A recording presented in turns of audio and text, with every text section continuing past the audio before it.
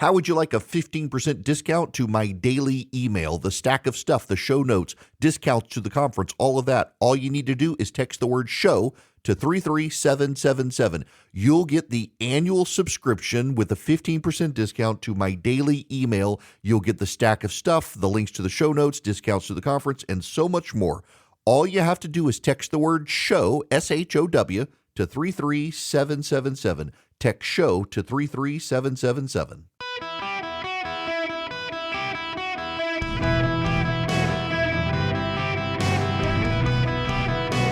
Welcome to the Eric Erickson Show podcast, Hour 2.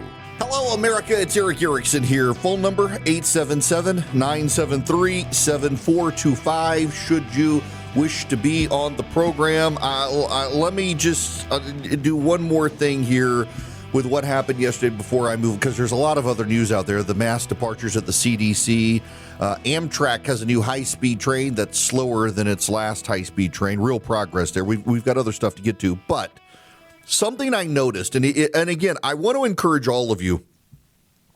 This is a little bit shameless self-promotion, but it's actually relevant so that you can see it, and I made it available to everybody. I actually did it. So normally, Philip, who works for me, puts together the show notes. I send him all the links of stuff I'm going to talk about, and then he puts it all together for me while I'm finishing up my show prep and gets it out the door at noon. I did it myself today, all of it, every word, because his kid is under the weather. He's taking care of his kid, and so I did it, and I didn't put it behind a paywall so everybody can get it today. If you text Eric, my name, ERICK, and you text it to the phone number 33777, you'll get a link. You'll get a bunch of links back. Follow me on Instagram. Follow me on YouTube. Y'all should all subscribe to YouTube. YouTube.com/EW Erickson. Trying to grow it. We're on Rumble, too. We're trying to grow YouTube because conservatives have been abandoning it. It's like, you know what? I'm going to be the conservative voice. I dare them to ban me. YouTube.com/EW Erickson. But if you text Eric, ERICK, to 33777, the very first link is the show notes link. And you'll get the show notes, no paywall, completely free. And one of the things in there that I noted today is how the media, and there's a screenshot of the New York Times, they just can't figure out the pronouns for the killer. Fox News went with their. Let me read you the tweet from Fox. And I was told that Fox, you should understand, has someone high up who is aggressively pro-trans and has insisted on using the AP standard, even though the viewers of Fox are opposed. This is the actual tweet from Fox News. The suspected Minneapolis Catholic school shooter has been identified as 23-year-old Robin Westman, according to law enforcement sources. Court records show that Robert Westman had their name changed legally to Robin.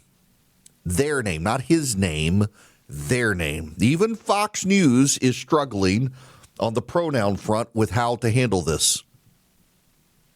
This is Jake Tapper talking to someone on CNN last night, clarifying the issue. The Minneapolis Star-Tribune, just as another piece of the puzzle as to who the shooter was, the Minneapolis Star-Tribune says, according to court records, because there's been some confusion about what the shooter's name was. Yes. Robin Westman's mother applied to change her child's name in 2019. It was, at one point, Robert Paul Westman. Correct. But since she identifies as a female and wants her name to reflect that identification, was underage, it's now Robin Westman. Since but she is a he. And so I played this clip earlier. It's worth playing again. This is John Miller, who is their law enforcement analyst at CNN. Going through the writings, particularly going through the videos as the shooter, laid out his weapons and as the shooter, laid out his weapons, they can't figure it out. How do we approach it? You know, when the shooter at Covenant School in Nashville turned out to be trans, they largely ignored the issue and treated the shooter, who I think was originally girl transitioning to boy, as girl. CNN used he for the shooters in some. Jake Tapper went with she because he had legally changed his name to a female name to identify as female. The New York Times completely danced around it. Their original headline, Minnesota suspect knew her target, but motive is a mystery. Now, when you scroll down into this piece, we get to who was the shooter. Just listen to this. I'm going to read it to you, just 5 short paragraphs. Robin Westman, whom the authorities identified as the attacker, is believed to be a former student at the school, according to a law enforcement official with knowledge of the investigation. She appears to have known the school well, though the motive for the attack is not yet known. Ms. Westman lived in a 3-story brick building in a complex in Richfield, a suburb south of the church, and worked at a local cannabis dispensary for several months this year. As a 17-year-old, she filed a court document to change her first name to Robin from Robert. The document was also signed by her mother, Mary Grace Westman, who worked in the business office of the church for 5 years before retiring in 2021. The document noted that Ms. Westman identified as female and wanted her name to reflect that identification. There is nothing to specifically say that he was trans. There's just this one paragraph. In a news conference, Mayor Jacob Fry of Minneapolis, a Democrat, urged the public to avoid scapegoating transgender people in the wake of the attack. They just dance around it. By the way, are we gonna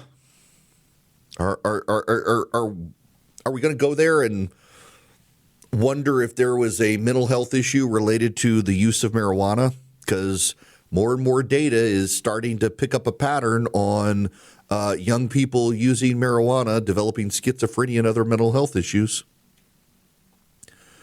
He worked at a cannabis dispensary for several months. I don't know. Are we going to go there? Probably not. People on both sides now don't want to go there. The media just can't figure out how to navigate the issue. USA Today, oddly enough, simply avoided the issue altogether. It's one of the wildest pieces. And again, I've got the link in the show notes so you can see it for yourself. Here's the headline: What we know about Minneapolis shooting suspect Robin Westman. The suspect, Robin Westman, 23, appeared to have posted at least 2 videos on YouTube. Authorities say the cryptic writings are at the forefront of a domestic terror investigation into Westman. Like many mass shooters, Westman's motives, even with all the detailed writing, will be hard to decipher into anything meaningful that could prevent future attacks. Westman's believed to be a former student at the school. There are clues the shooter was active in hateful online communities. The writings also reference 2 other mass shootings. One was the Abundant Life Christian School in Madison, Wisconsin. Another was the shooting in Norway. Public records show Westman's last known address was an apartment. Court records show this is as close as you can get to it. Court records show Mary Westman, the mother of the suspected shooter, signed a petition to change the child's name in 2019. A handwritten filing said the minor child identifies as a female and wants her name to reflect that identification. There's no reference to her prior name being Robert. There's no reference to transgenderism. There's no reference to any of that. USA Today completely avoids the issue. You know, one of the reasons that the media is avoiding the issue, and also so many of the parents of kids who are transitioned, that they can't admit they were wrong. They can't admit they took what they thought was the easy way out of a tough mental health issue. If you allow your child to ingest a bunch of chemicals to alter their body, slow down puberty, whatever, possibly get sterilized as a result, you're not going to be able to admit that you made a mistake. I have parents who listen to this program, or did, with transgender kids, and they have always insisted it was the right thing for their kid. And if only you would just meet them, you would see.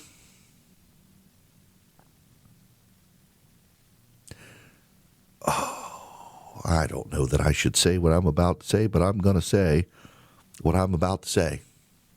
I'm going to say it. I apologize if you're offended. So met one. And I got to tell you, my reaction was, this is obviously a boy. And my thinking was, if my son did that, I would think there would be more issues than had he stayed the way he was. Because he did not really look like a girl, but clearly wanted to be. And I'm trying not to be cruel in my statement, and I don't know how else to say it, but if your solution to my body and my brain are telling me they're not aligned, and it's not to figure out what's going on with the brain, but it's to alter your body chemically or surgically to align with the brain, you've taken a very difficult path on a mental health problem, but you think it's actually the easy solution. But unless you're shaving down that Adam's apple and really ingesting the estrogen to stop the hair and doing the laser removal surgery to stop the facial hair and stuff, you got issues. I don't want to be cruel. Listen, if someone's willing to chop off their male anatomy because they've decided they're female, they're clearly going through something. They clearly are. And we should be sympathetic to them. We don't have to agree. We don't have to embrace it. But we should recognize they're clearly going through something. But it's wild to me that we've arrived at this point now with the issue of transgenderism where we are bullied into silence by the supporters. You can't call him a him because he now identifies as a she, even though he's a him. You can look at the pictures of him and see he is a male with long hair. And we're supposed to dance around the fact that he's a male.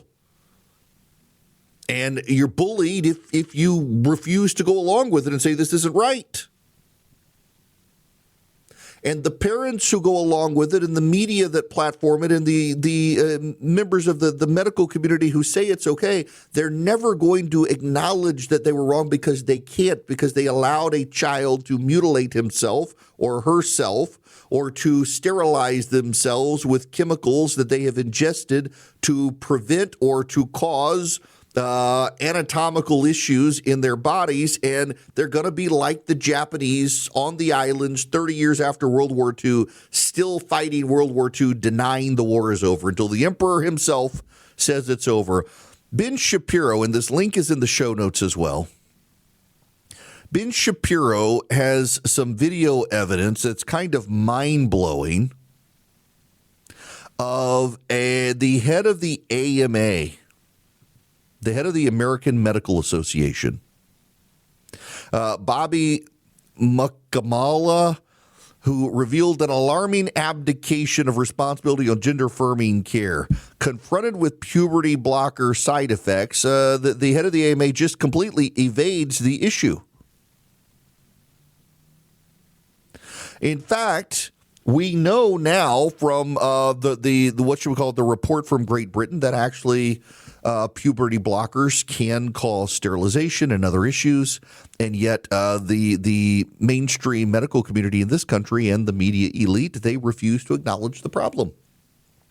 So now they're confronted with a shooter who is transgender, yet another shooter. Half of all school shootings in the last few years have been transgender students targeting Christian kids. Think about that. And we're supposed to just treat this as normal or be dismissive of it. The media lacks the language because they've been complicit in it. And you can tell that they're not completely sold by the swapping pronouns between he and she and Fox News using their. It's also discombobulated to get around the issue of, should we be thinking about this stuff? Now, listen, there's a growing body of belief in the media that actually some drugs might be causing mental health issues, but yet they don't want to look at all the drugs ingested by people who identify as trans to either stop puberty or to cause estrogen-related effects in guys or testosterone in girls, things like that. We're not supposed to look at that.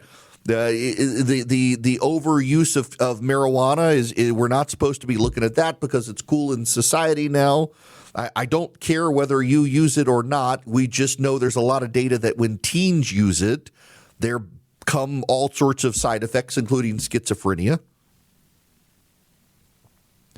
But man, the media can't cover the story the way the story should be covered because the media now lacks the language. They've boxed themselves in. And so you now have these weird paragraphs written at the New York Times that suggest transgenderism without saying it, that dance around the issue. And then you got USA Today completely avoiding the issue.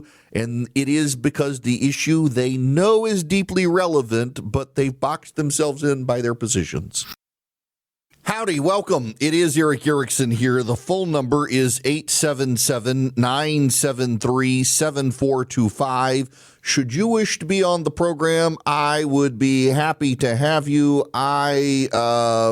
You know what? I was going to take Cheryl's call. She's waited a very long time. But Cheryl, be patient with me. I promise I will get to you as soon as we come back. But we're only going to have about a minute and a half here, and I want you to have more time. So I promise I'll get to you when we come back. Mayor Bowser, speaking in Washington, D.C., blew the minds of a lot of progressives yesterday. They own Union Station. It's owned by the Department of Transportation. And it will be a good thing because that station has suffered from needing, some say $12 billion, but let's call it at least $8 billion worth of investment in the renovation. And that is not something that the district will be able to support. It is an important regional asset. It's an important asset for the Eastern Seaboard. It's an important asset for the nation. So it is appropriate, in my view, for the federal government to make the necessary investments in the transformation of Union Station.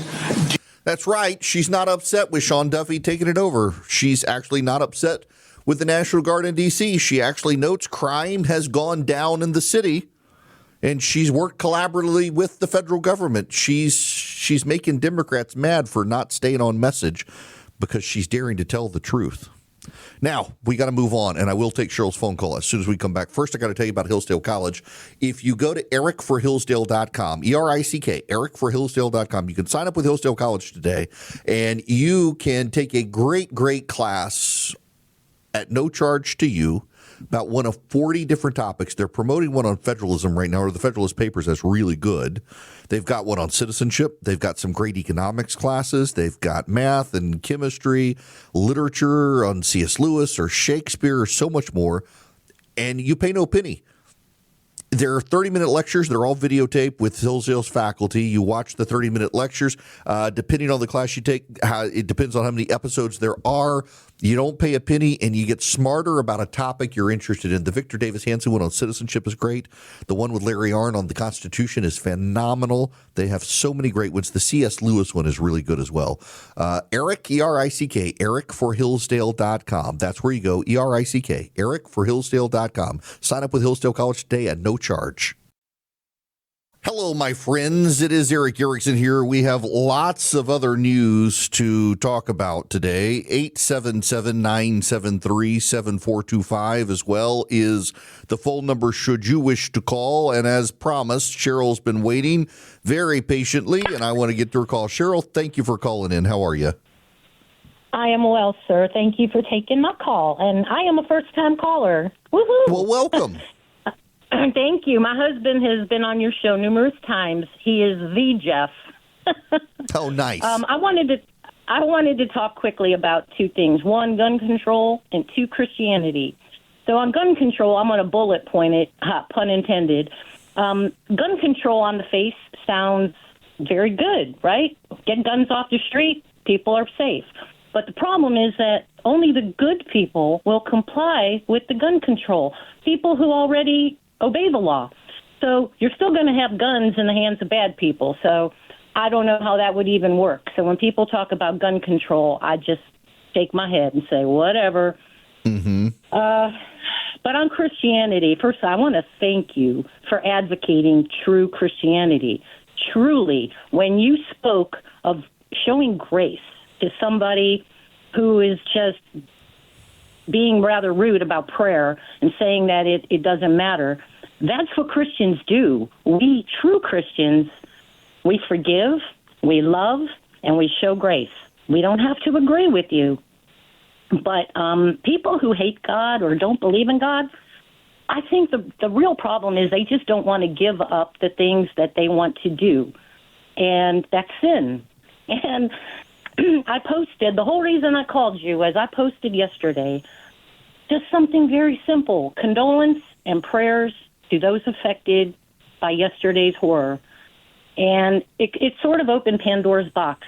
Most of the comments were supportive, praying and saying, yes, this is a terrible thing. But then I had that one who had to go to gun control. And so I'm working on Grace. So rather than verbally eviscerate her, I simply said my post was about condolence and prayer, not gun control. Kindly jump off my page. That was it. Then all the good comments started coming in. But I really see our country's problem. It is a lack of faith. And faith and religion are not the same thing. And I'm tired of Christians who are not faithful. If you truly are following Christ, you're going to be tolerant. So this whole transgender thing and all the politics and religion or politics and God, we need God, but he's not involved in our politics, except perhaps our current leader. And, you know, let me, first of all, thank you for listening and for calling and my best to your husband. But let me say this, too, that how do I, okay, this is my personality. 9 times out of 10, when everybody heads in one direction, I tend to hit the brakes and say, hang on a second. And oftentimes when nobody is headed in a direction, I say, let's go this way. And sometimes get out over my skis. It's just when I see everybody going in, and I try to be empathetic. And that empathy doesn't mean affirming them. It just means try to understand from their perspective. And I think we've gotten very bad as a people. Notice I say not as a country. I very deliberately say as a people. We have gotten very bad at trying to see the world through someone else's eyes. Take what I think is one of the dumb talking points for the right, and I'm going to use the right, and I don't mean, there he goes again, Trump deranged, whatever. I'm using our side because I'm trying to make this accessible to people who disagree with you and me, to people who are on the left who may be listening. So I'm going to use our side as an example and pick on our side for a minute.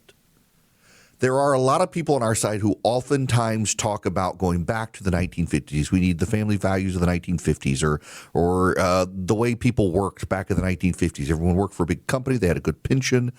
People weren't fretting. Crime was low, all that. You and I hear that, and we think that this is a level of nostalgia, although I'll tell you, nostalgia tells us more about the times we live in than the times back then. We oftentimes fantasize and work up about it. But you and I, we hear that. And we all know what we mean.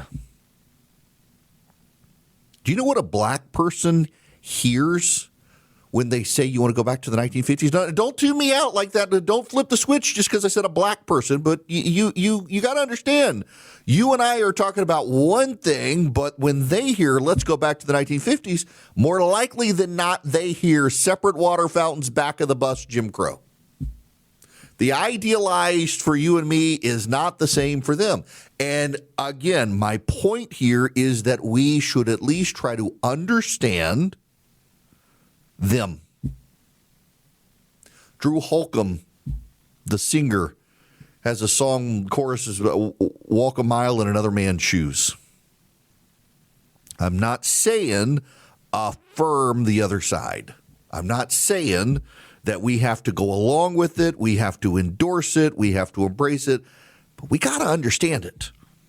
One of the things that I always have thought about, like, for example, the pro-life community, is pro-lifers have always been better at articulating honestly the arguments of the other side than the pro-abortion community has been about the pro-life community. What does the pro-abortion community say? Well, you want to control our uterus. You want to control our body.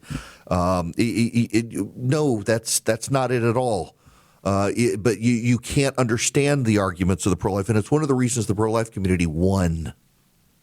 It took 40-plus years for the pro-life community to win, but we won because we were able to understand the arguments of the other side better than they understood our arguments, so we were able to defeat them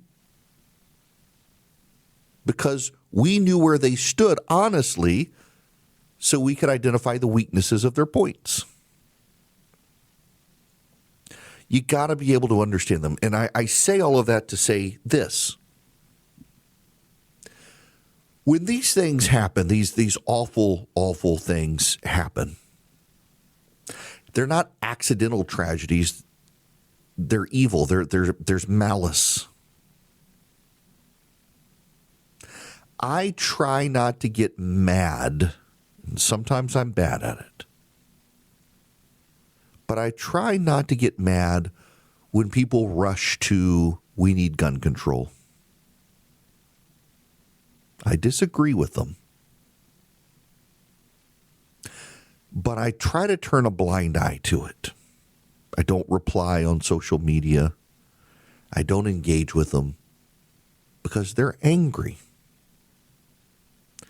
A bad thing happened and they had no control. And what you and I as human beings attempt to do is find a way to exert control in situations beyond our control. Every single one of us encounter situations that are out of our hands. I was lamenting with my producer earlier. I feel like so much of my career right now and growth in radio and ad revenue and stuff like that is out of my hands. Like I can't snap a finger and find myself on more stations. I got to find the right people and make the persuasive case. And it's so out of my hands right now. It's just I want to be detached from the situation. There's nothing I can do to grow my show. It's in the hands of other people. When we want to find control, we want to find a way to do it. We want to. When tragedy happens, when bad things happen, we want to be in charge. And when we can't be in charge, it makes us more anxious. So I try not to. When somebody starts yelling at me about gun control and stuff after tragedies, I ignore them. And for some people, it makes them madder that I'm ignoring them. But my philosophy is just that people get very upset when bad things happen. I was on the verge of tears most of yesterday having covered that and had my daughter locked down in a school thinking there was an active shooter on campus yesterday. Was kind of an overwhelming, emotional day for me. And it's nothing compared to what the families are going through who lost kids or their kids were there. And people react emotionally. Their emotions are raw. And I just think let them get it out. I'm not there to hug them. There's some random dude on the internet or lady who's just upset and saying we should enact gun control. It's her way of feeling she can be in charge. She can try to do something to fix the situation. But this goes back to my point earlier. What are all of our natural reactions for stuff like this? It's to find a legislative solution, and a legislative solution is a political solution. And we're trying to find something. If only we did this one thing, we would make it better.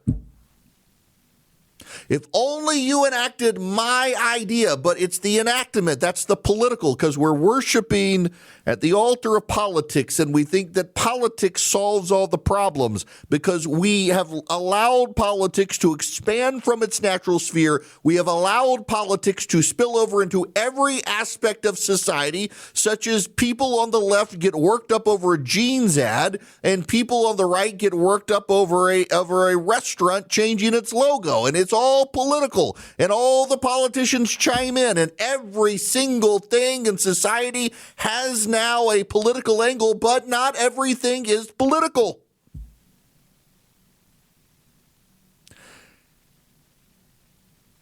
But everybody looks at everything as political. Very few of us, Cheryl is one, I'm one, some of you are there, and we recognize the spiritual angle first.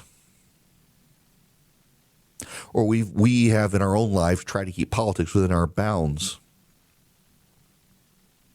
Mentioned this Golfers Journal. I actually got an email from someone. Let me explain. If you go to my Instagram page, instagram.com/EW Erickson, you click on my bio, there's a little link tree link, and the very bottom one is a referral code for the Broken Tea Society, for the Golfers Journal. It's a magazine I subscribe to. It's golf. I've gotten into golf, and the Broken Tea Society is all the different members of all the subscribers, and you can find people in your area you want to play golf with, you want to get to know.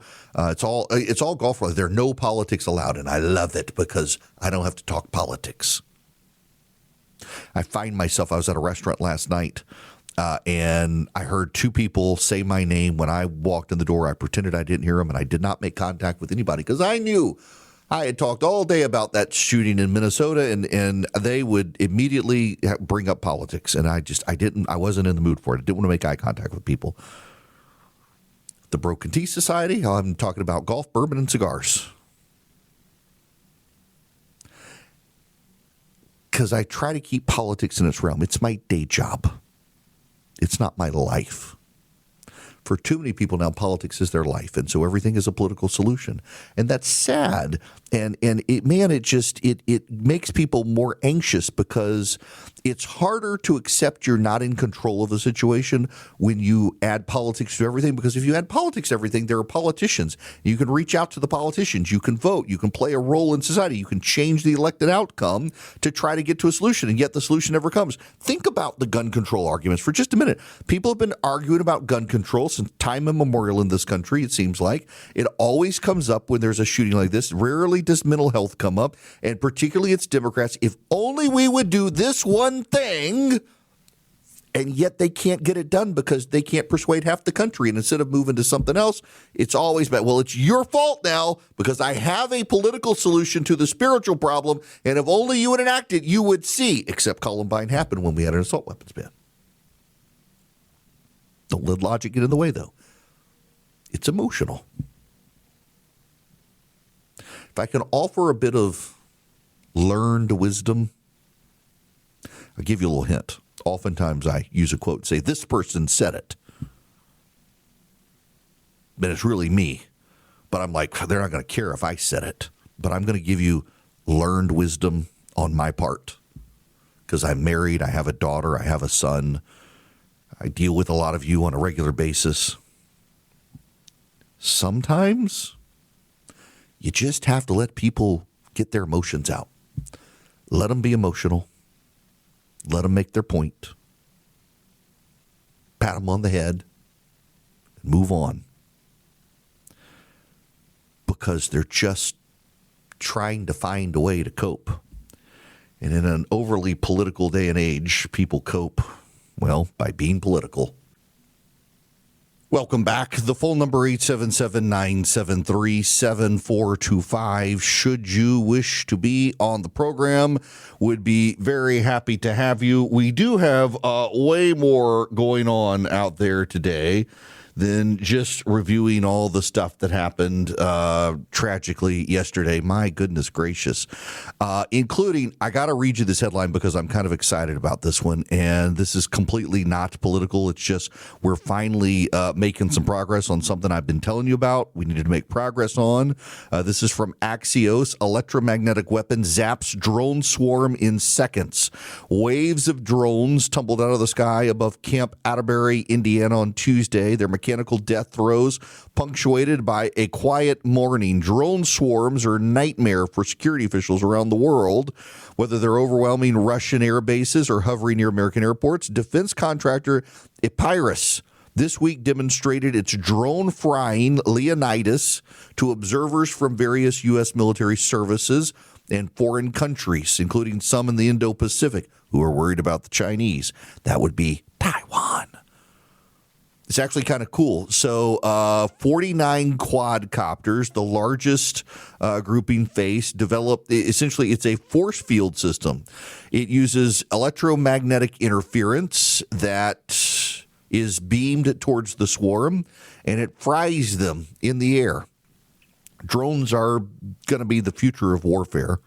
The Russians are using them. The Iranians are developing them for the Russians. I don't know if you know this or not, but Kim Jong-un, the leader of North Korea, he is going to China along with Putin, the Iranians, and others. I'm telling you, they are developing this Axis powers there against us, and they're all advancing drone technology. In fact, we are now in the United States buying drones from Ukraine because the Ukrainians have, by necessity, had to advance their drone technology. But in the process, we're also trying to figure out how do you shut the drones down. And now it seems like one American company has figured out how to do it. So you know what that means.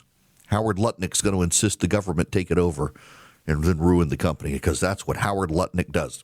My mother sent me a very angry text message about Howard Lutnick this morning, and, well, I won't say what she said, but she's very unhappy with him, that he's behaving like the communist Chinese, and he is, and he needs to be stopped.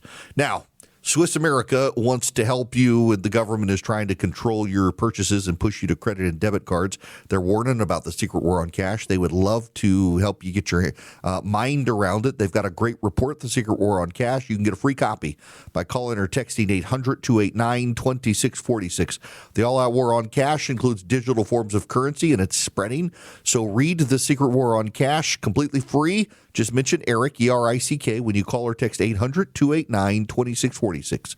That's 800-289-2646. You just text my name, Eric, E-R-I-C-K, to 800-289-2646, or call them. Tell them Eric sent you. You'll get the report for free. If you text them, you get a link. You follow the link, put in your info. They send you the report completely free. You can also just go to SwissAmerica.com/Eric. That's SwissAmerica.com/ERICK. Let Swiss America help you. The number one more time, 800-289-2646. You just text my name or call the number and mention my name. They'll send you the report. Swiss America can help you. Message and data rates may apply.